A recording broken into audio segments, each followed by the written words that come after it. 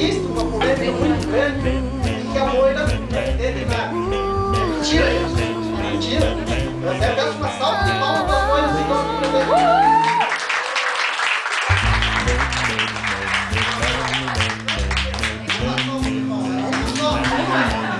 Deixa eu falar isso para ela.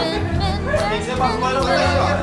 Com o perdão das loiras, existem fatos isolados. Não é como essas loiras. Fatos isolados.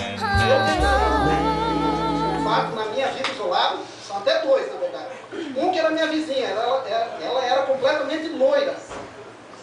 Ela passou no caminhão, quando deu aquela estrada do Morro Caramão, ela levou um tiro na cabeça.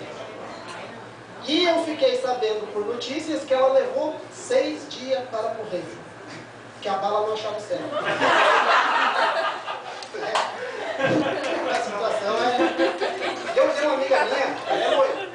Ela é loira, mas assim, vocês têm que ver um jeito que é.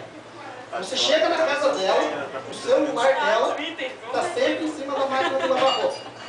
Eu cheguei, Chico, e eu perguntei, por que sempre que eu chego aqui que o celular está em cima da máquina de lavar roupa? Hello?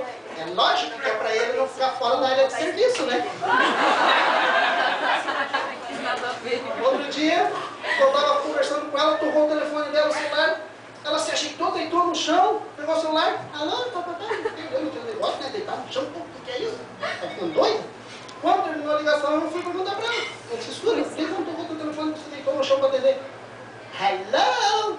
Não está explicado? Eu tenho medo de a ligação cair.